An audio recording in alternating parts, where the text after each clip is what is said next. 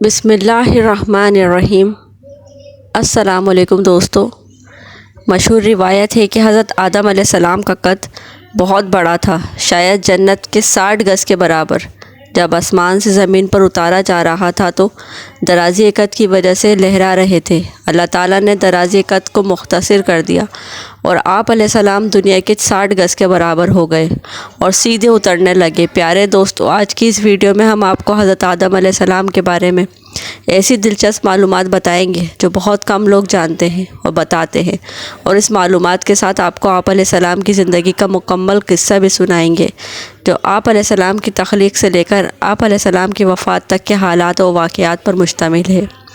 پیارے دوستو، کہا جاتا ہے کہ ہزاروں سال پہلے کی بات ہے، دنیا میں جنات کی حکومت تھی۔ یہاں خون ریزی تھی، دنگا فساد تھا، نافرمانی اور کفر و شرک کا غلبہ تھا، نیکی بہت کم تھی، بدی بہت زیادہ تھی۔ خالق کائنات نے جنات سے دنیا کی حکومت لے کر دوسری مخلوق کو دینا چاہی تاکہ جنات کا غرور خاک میں ملے۔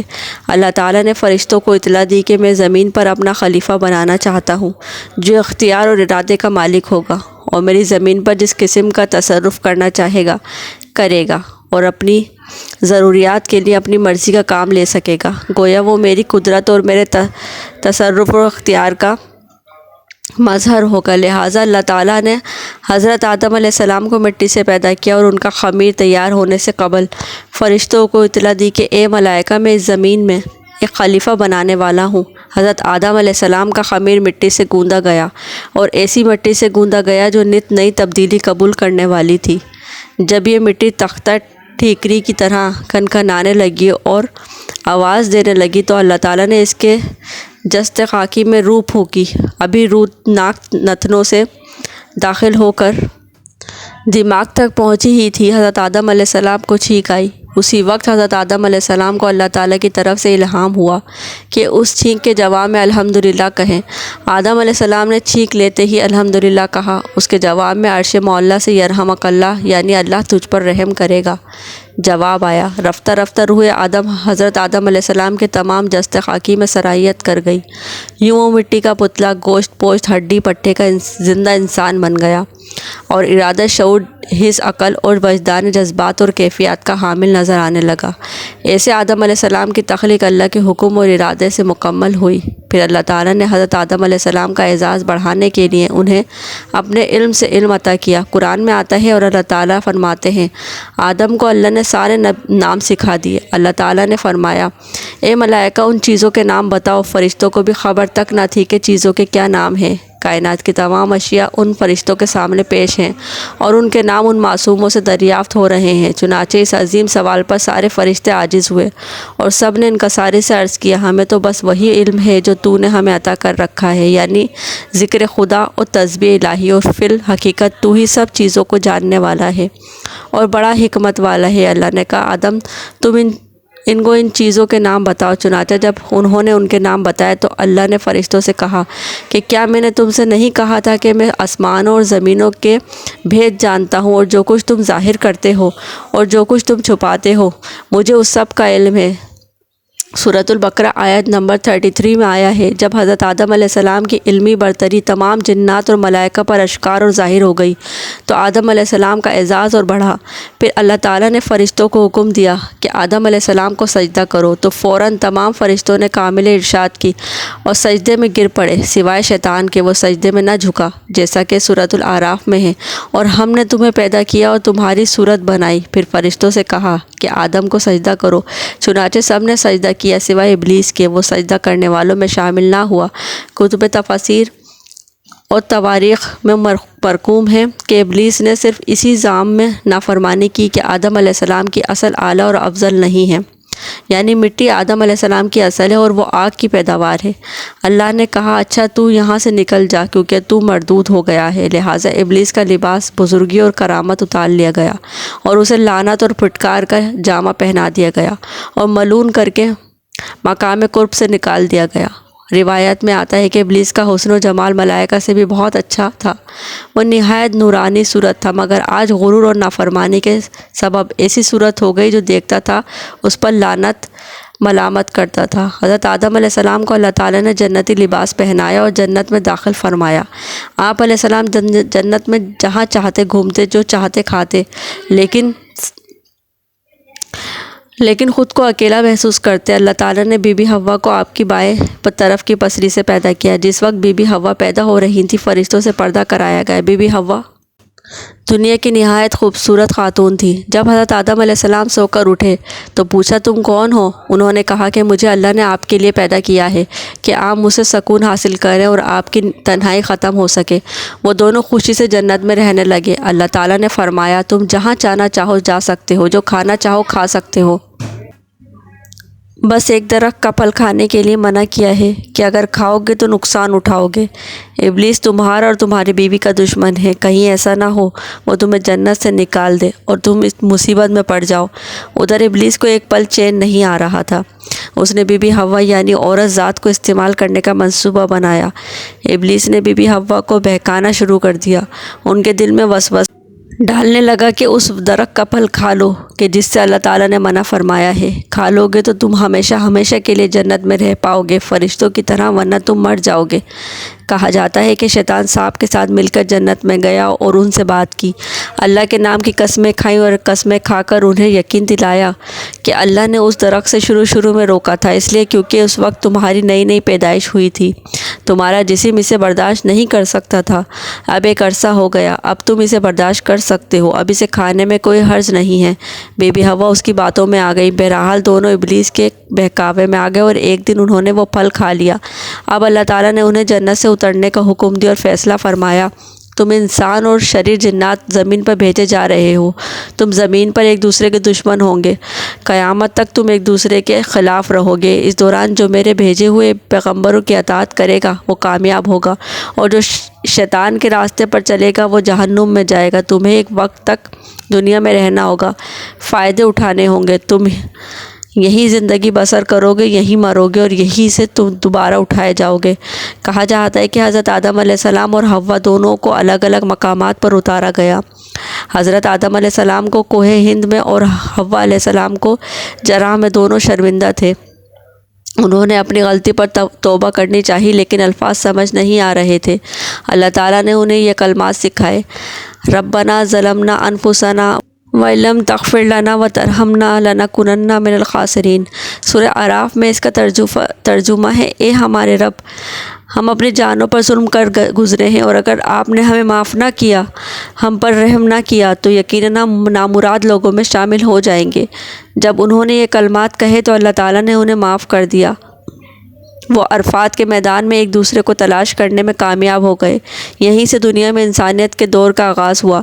دوستو، جہاں تک حضرت آدم علیہ السلام کی اولاد کا ذکر ہے تو کہا جاتا ہے کہ حضرت حوا علیہ السلام نے 20 بار ولادت کی تکلیف اٹھائی۔ ہر بار جڑواں بچے پیدا ہوتے تھے، ایک لڑکا ایک لڑکی، جو ایک ساتھ پیدا ہوتے تھے وہ بہن بھائیوں کی طرح ہوتے تھے، ان کی شادی نہیں ہو سکتی تھی۔ جو الگ الگ پیدا ہوتے تھے ان کی شادی ہو سکتی تھی۔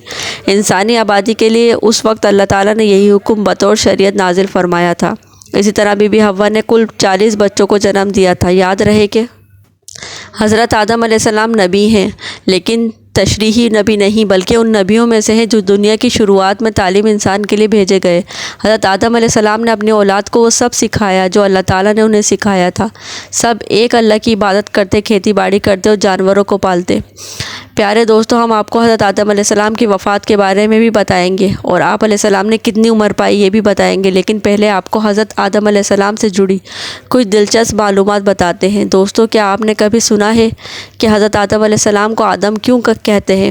تو اس حوالے سے حضرت عبداللہ ابن عباس رضی اللہ تعالیٰ نے ارشاد فرمایا، بے شک اللہ پاک نے حضرت آدم علیہ السلام کو جمعے کے دن عصر کے بعد پیدا فرمایا اور آپ کو عریم الارض یعنی ظاہری زمین کی ایک مٹھی سے پیدا فرمایا اور اس لیے آپ کو آدم کہتے ہیں اور آپ کی اولاد کو آدمی یعنی آدم والا کہتے ہیں۔ اور جہاں تک بات ہے حضرت آدم علیہ السلام کی کنیت کی تو حضرت آدم علیہ السلام تمام انسانوں کے والد ہیں، اس لیے آپ کی ایک کنیت ابو البشر یعنی تمام انسانوں کے والد ہے۔ آپ علیہ السلام کی ایک کنیت ابو محمد بھی ہے اور جنت میں یہی کنیت آپ کی ہوگی، جیسا کہ حدیث پاک میں ہے، جنت میں کسی کی کنیت نہیں ہوگی سوائے حضرت آدم علیہ السلام کے، اور آپ کی عزت و تعظیم کے لیے جنت میں کنیت ابو محمد ہوگی۔ دوستو اب آپ کو بتاتے ہیں حضرت آدم علیہ السلام کی مبارک صورت کے بارے میں۔ روایت میں آتا ہے کہ جب حضرت آدم علیہ السلام کے وجود کا گارہ بنایا گیا تو اسے ہواؤں کے ذریعے اتنا خشک کیا گیا کہ بجنے والی مٹی کی طرح ہو گیا جیسے ٹھیکری۔ پھر فرشتوں کو حکم دیا کہ اسے میدان عرفات کے پاس وادی نعمان رکھ دو۔ اس کے بعد اللہ پاک نے اپنے دست قدرت سے حضرت آدم علیہ السلام کا وجود بنایا۔ فرشتوں نے کبھی پہلے ایسی خوبصورت شکل و صورت نہیں دیکھی تھی، لہٰذا حضرت آدم علیہ السلام کا مبارک وجود دیکھ کر وہ بڑے حیران ہوئے اور ان کے ارد گرد تعجب سے دیکھتے رہے۔ اب بات کرتے ہیں کہ زمین میں چشمے کیسے جاری ہوئے۔ ایک روایت میں ہے کہ جب اللہ پاک نے حضرت آدم علیہ السلام کو پیدا فرمانے کا ارادہ کیا تو زمین سے فرمایا، میں تجھ سے ایک مخلوق پیدا فرمانے والا ہوں، جس نے میری فرمانبرداری کی اسے میں جنت میں داخل کر دوں گا، اور جس نے میری نافرمانی کی اسے میں جہنم میں ڈال دوں گا۔ تو زمین نے عرض کیا کہ اے میرے رب، کیا تو مجھ سے ایک ایسی مخلوق کو پیدا فرمائے گا جو جہنم میں جائے گی؟ تو اللہ پاک نے ارشاد فرمایا، ہاں۔ تو اس پر زمین اس قدر روئی کہ چشمے جاری ہو گئے اور قیامت تک جاری رہیں گے۔ دوستو حضرت آدم علیہ السلام کی پیدائش سے جڑی ایک دلچسپ بات یوں بیان ہوئی ہے کہ اللہ تعالیٰ کے حکم سے جب زمین سے مٹی جمع کر لی گئی تو اللہ پاک نے ارشاد فرمایا کہ اس کو وہاں رکھو جہاں خانہ کعبہ ہے۔ پھر فرشتوں کو حکم ہوا کہ اس مٹی کے مختلف پانیوں سے گارہ بنائیں۔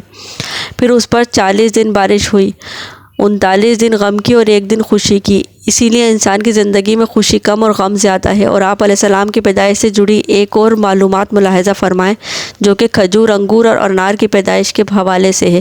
کہا جاتا ہے کہ حضرت آدم علیہ السلام کا مبارک خمیر جس مٹی سے تیار ہوا، اس بچ جانے والی مٹی سے کھجور کا درخت بنایا گیا، جیسا کہ مسلمانوں کے چوتھے خلیفہ حضرت علی شیر خدا رضی اللہ تعالیٰ عنہ بیان کرتے ہیں کہ حضور صلی اللہ علیہ وآلہ وسلم نے ارشاد فرمایا، کھجور کا احترام کرو کیونکہ یہ تمہارے والد حضرت آدم علیہ السلام کی بچی ہوئی مٹی سے بنایا گیا ہے۔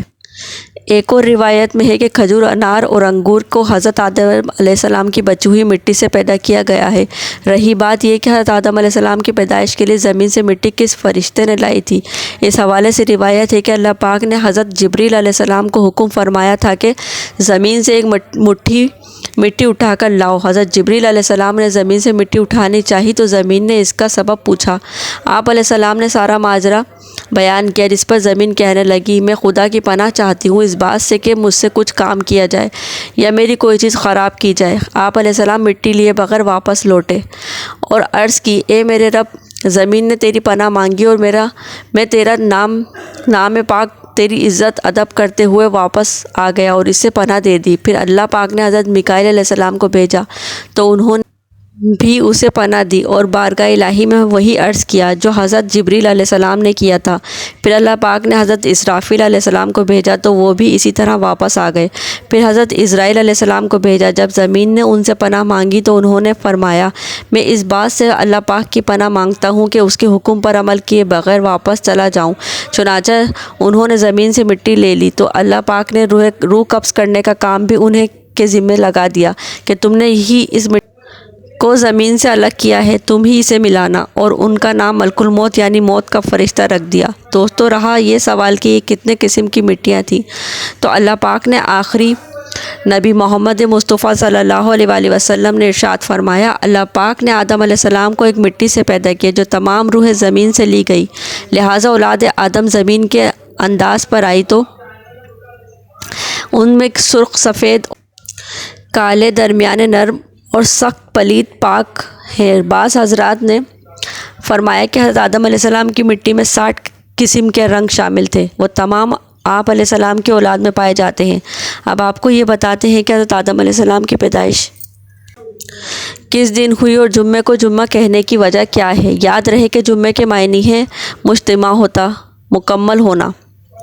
جمعے کو جمعہ اس لیے کہتے ہیں کہ اس دن حضرت آدم علیہ السلام کے جسم مبارک کی تعمیل ہوئی۔ فرمان نبی صلی اللہ علیہ وآلہ وسلم ہے کہ بہترین دن جس میں سورج نکلے وہ جمعہ کا دن ہے۔